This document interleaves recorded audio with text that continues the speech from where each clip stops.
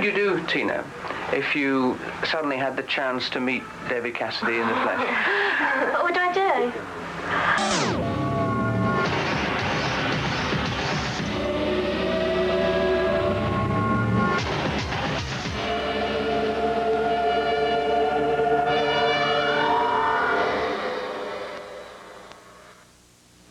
Hi, I'm Kurt Loder, and this is a show about fans. If you're a star, fans are the people who put you where you are. They're the ones who buy your records and T-shirts and tickets to watch you perform.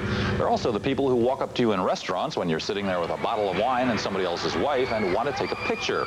They may just love you for your talent, or they may be obsessed with you for murkier reasons that even they don't fully comprehend. Fans can be a blessing, just ask the musician or actor who doesn't have any. But they can also be a problem, often because they have problems which they're projecting onto you. John Lennon discovered this, and so did Jesus. Pop-crazed fans are nothing new. Frank Sinatra drove girls wild back in the 1940s in much the same way that Elvis Presley did in the 50s, the Beatles and the Rolling Stones did in the 60s, Peter Frampton and David Cassidy did in the 70s, and people such as Luke Perry and New Kids on the Block do today. What compels some people to identify so obsessively with stars they may never get to actually meet? Is it just a part of growing up for most people, or is there something crucial lacking in some fans' lives? And do stars really love their fans, as they often claim, or do they really resent and fear them? Let's see. Our fans, you know, the people that come and listen to us, usually are drunk. Skid Row, burning, growing spiritually with me. Come on, is that a #1 thing? Is that a #1 thing? Yeah! I can't believe it. I'm shaking. I'm crying. Oh my God. What God hasn't given me, the fans have, and He's actually given me, you know, the fans themselves. I write letters to Hammer every day. He's just absolutely like one of my 3 favorite people. I feel lucky every time they show up. He's just a mastermind. We should abolish the government and make Ozzy president. We were out in L.A. and like these screaming girls were like coming after us, and me and Mike looked behind us and went, who are they yelling at? You know, I thought maybe Tom Jones had walked in. Oh, you know, I'm your biggest fan. I think you're terrific. Thank you. This public adores him. Yeah, today they adore you, and tomorrow it's one of these. I do think you're the last person to know whether you're famous, if you have any kind of soul at all. I mean, any kind of character. You know, there should be the, you know, the horse leading the cart there, rather than vice versa, rather than, I'm famous. Let's go to a shopping mall and see if we get recognized.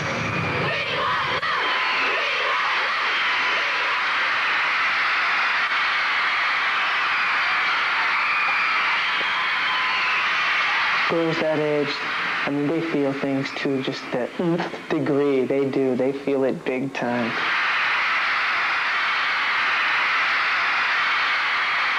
Imagine a group of girls like tearing off Luke's clothes. Scary. I'm sure it has in one of the shopping malls.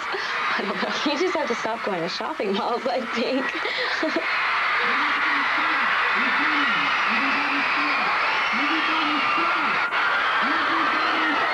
I know I have to be careful. I know I can't, like, you know, make a big production out of going somewhere. I try to sneak in and out and be as unnoticed as possible. These kids are really going through such enormous inner changes they're not able to deal with yet.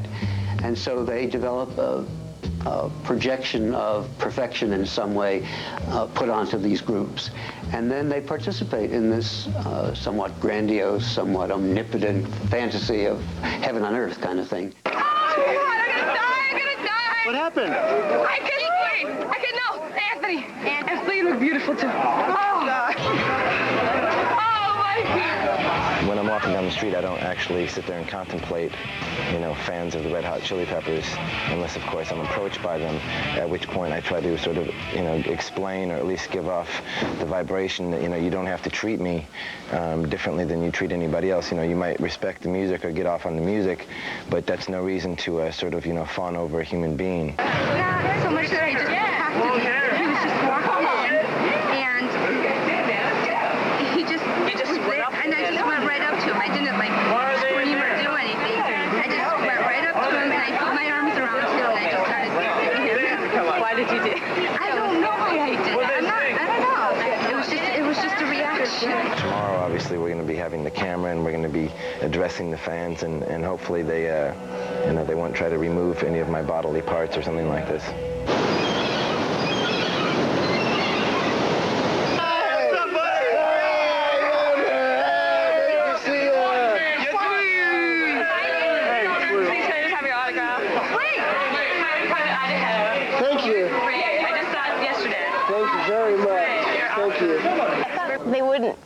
be very nice, I guess, is the euphemism that I will use.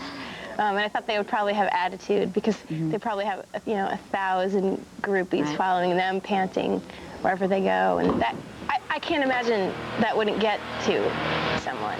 We go on with our lives. We all go to work. We go to school. I mean, everything else functions normally, but once in a while we just go sort of crazy. It's a media creation.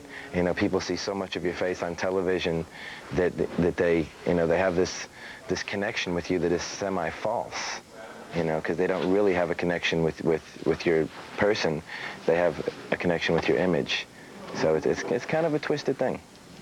Let us not forget that in TV we have the greatest instrument for mass persuasion in the history of the world. Today, the performances are brought into the home in a way that makes it seem more intimate, but it isn't. There isn't any intimacy there. Sometimes I think that stars ought to stop in the middle of televised performances, look at the audience and say, remember, I'm not talking to you, it only looks that way. Here's what I always say about television. If you gave a grapefruit its own TV show, and on you could get it from your cable system, it was the Grapefruit Channel, and it was a certain grapefruit that was on TV 24 hours a day, and you'd see it once in a while. Then you brought that grapefruit out into public, people would go, honey, look, that's the grapefruit that's on TV. We'll be taking a look at the darker side of fandom and a woman who thinks she's Michael Jackson's wife when we return. Michael Jackson drew my picture and a picture of our twins in Moonwalk on page 173. I was prevented from bringing that into court as evidence in my behalf. In Long Beach, California, this is in the 60s, where they crushed our limo. They crushed the limo. We had to, I remember Brian Jones and myself lying on our backs with our feet trying to keep the roof up, and meanwhile there's blood trickling down. So, I mean, if that's what you mean by obsessive fans, yeah, I've had a few.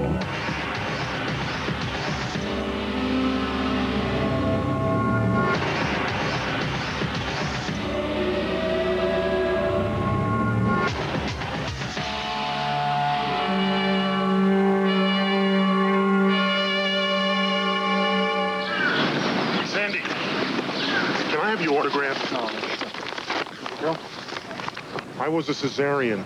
Oh, that's great.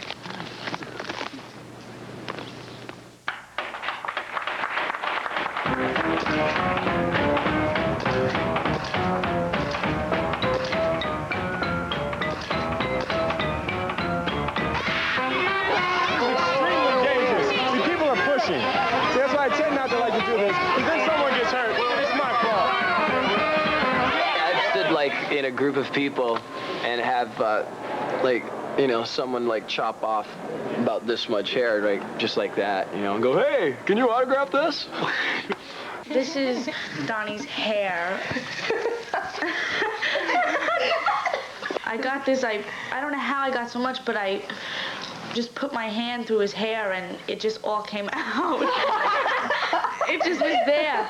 The artist has a right to privacy, and the idea that somebody would pull somebody's hair or something like that, it seems to me that that shows a degree of involvement that says, I want this from you, but it doesn't take into account how would you feel about my taking this from you. All this pulling and grabbing stuff really doesn't take place when you're direct with them, and straight out in the open, and sign your autograph, shake your hand, give them a little convo, and then move on. Because we have to have the understanding that 1 second to us is a big chunk of a lifetime to somebody else that might check you out from afar or always through TV. If you devote a great deal of time to a given public figure, if you have the feeling, gee, I've been watching Mary Tyler Moore for 15 years, and there she is in a restaurant, and surely the least she can do for me is give me 5 seconds, it fails to recognize that that 5 seconds is part of an unending chain of 5 seconds in a media figure's life. It's George's daughter. Oh my gosh. Oh my gosh. Oh my gosh. It is. Like a pen or anything, Christina.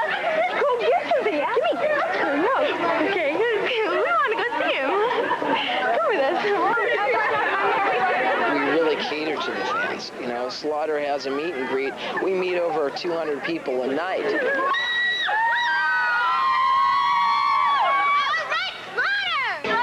Check this out right over here. Look at all these people right down there. Oh, yeah, that's right. Why do they still write me fan letters every day? Why do they beg me for my photographs? Why? At some point in their consciousness, they know that the artist is not going to get this letter.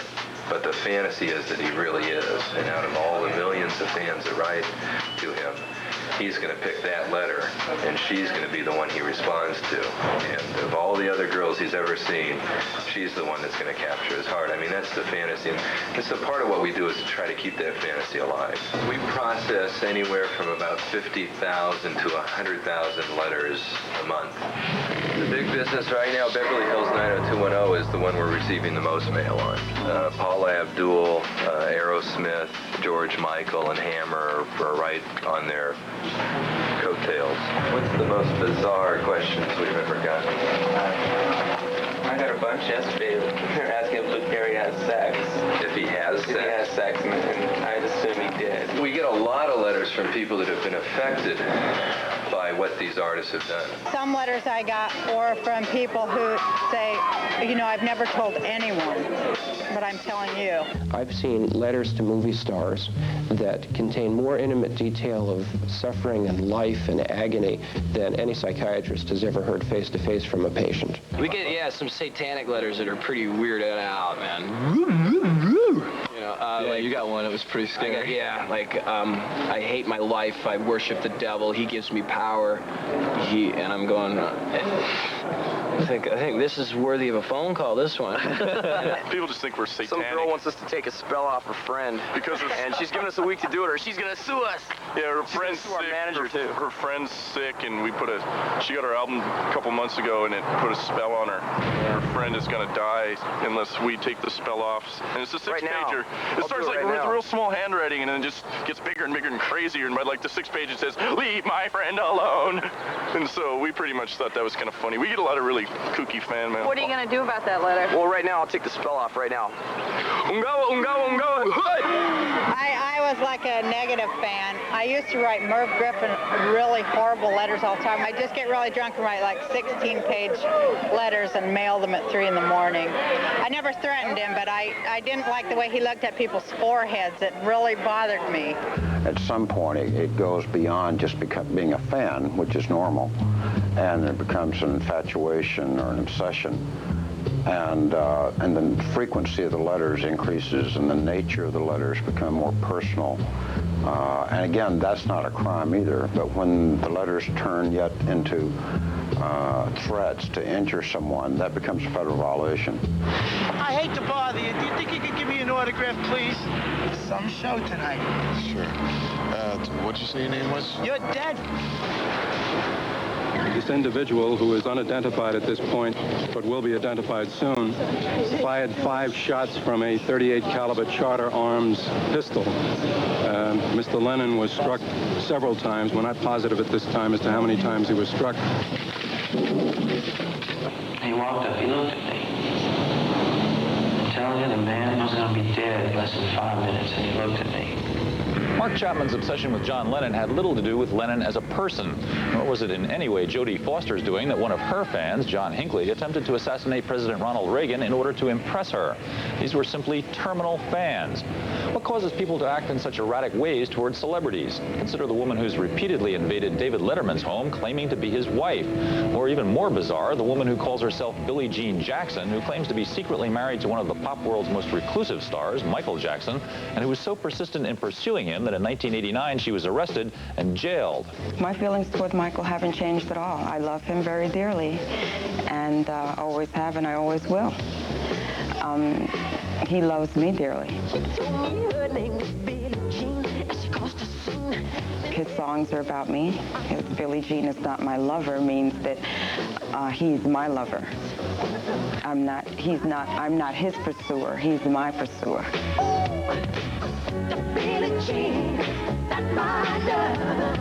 There's a condition known as erotomania in which a person believes that someone famous or powerful loves them. One of the worst scenarios is the belief that they are married to or engaged to be married to the celebrity. Michael Jackson is going to ask me to marry him October 13th, 1985, and then start arresting me in the same month and charging me with trespassing and putting me in jail, siding with the people who are taking the children that I bore for him away from me. That's not Michael Jackson. The public knows Michael Jackson is not a cruel person. He's not unkind. Do you notice the beginnings of the persecution complex? Classic symptoms. This is where the psychosis began. I had a guy in London last year who swore that he was my son.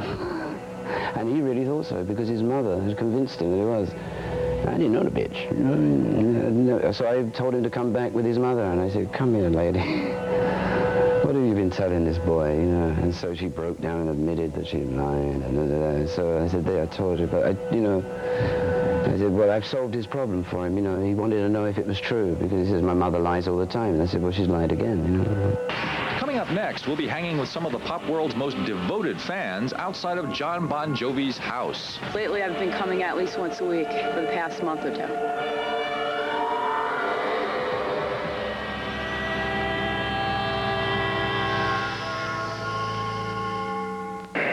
I'm your #1 fan.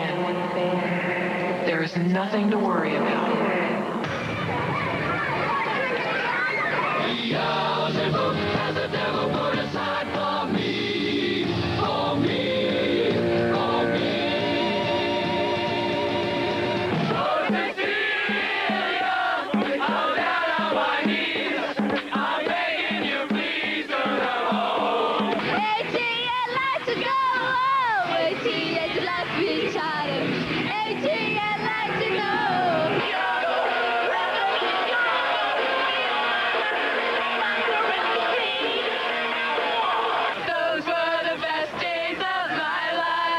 This group sharing of adoring a musical group or an athlete or a theatrical personality is part of the growing up experience that is very gratifying to the individual who's going through it.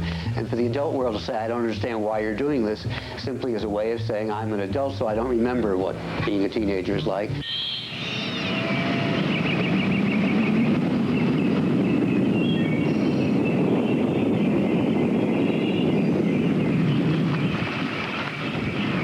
So tell me what's going on here. Well, we are all standing outside waiting for John to do something. We don't know what. Maybe come out, go to the store, buy some milk and cookies, go out to dinner, come out with Richie and talk to me. I just think, it would be cool, just to talk to him as a normal person rather than a star. I think everybody sees him as a star rather than a person. And that's why I'm here. Richie comes back, we're jumping in that car and following him.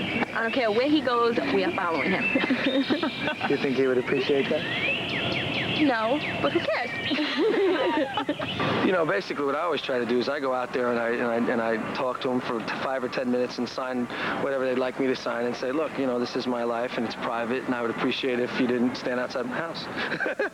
But it's up to them. It's a free country, man. I don't own the street. I'd probably tell him how much I love him and what a big fan I am, and I don't know, things that just people say when you meet somebody you love. In this society, with its tremendous focus upon prominent people, idolatry has become normal, and falling for the seductive appeal of public figures is normal. I want to stick my tongue down all these throats. We'll love you, George Michael, to the end of time. I love Axl Rose. He's my idol. He's so Diesel. He's like Diesel from head to toe. When I like a band or some type of celebrity, you kind of make it a personal thing, and you create an image of them in your mind. And then when you meet them, which has happened, here sometimes, and they don't fit that image, it's like you feel personally let down. Jerry Langford, right? Right. You're just wonderful. I've watched you your entire career. Would you just please say something to my nephew Morris on the phone? He's in the hospital. I'm sorry, I'm late. You should only get cancer. I hope you get cancer. People don't look at you like you're a normal person, and the downside to that is they don't think that you have any sensitivity or any feelings, and people can say the most amazingly rude things to you, and you just have to let it go over your head, because they're just projecting their idea of who you are onto you. They don't know who you are. I mean, it's the weirdest thing when you see somebody looking at you with recognition in their eyes and you know you've never seen them before in your life. They recognize you by sight and you've never seen them. It's like the basic nature of fame is really psychologically a little insane. think most times fans, I mean, the message is 99% of the time positive. They just want to say, hey, I'm your fan, and I think you're great. And so it's like, how can you, that's not something bad. It normally makes you feel good. Sometimes the moments they choose to express their, their admiration is wrong. I hate it when people ask me for my autograph when I'm eating or sitting in a restaurant having a big fight with Tom and they just come up. I hate to interrupt. Well, then don't. I don't like to sign when I'm eating, which is all the time. Yeah, overzealous fans go two different ways. Sometimes it's nice to see their enthusiasm and their excitement over what we're doing. But the other night, I was like so tired and so hungry, and I had this plate of beans and rice. And I said, I'm just going to sit here and eat my beans and rice and relax for a nice 10 minutes of beans and rice and sitting.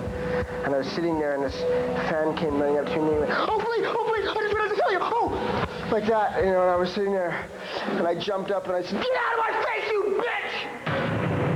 Before I answer any more questions, there's something I wanted to say. Having received all your letters over the years, and I've spoken to many of you, and some of you have traveled, hundreds of miles to be here, I'd just like to say, get a life, will you, people?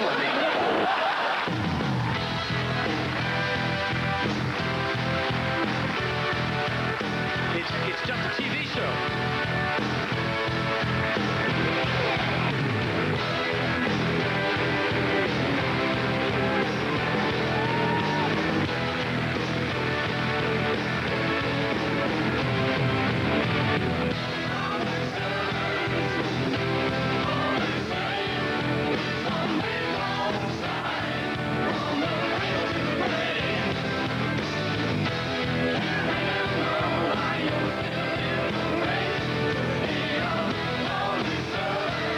The thing is, if you don't want to have weird fans, don't wear tight pants.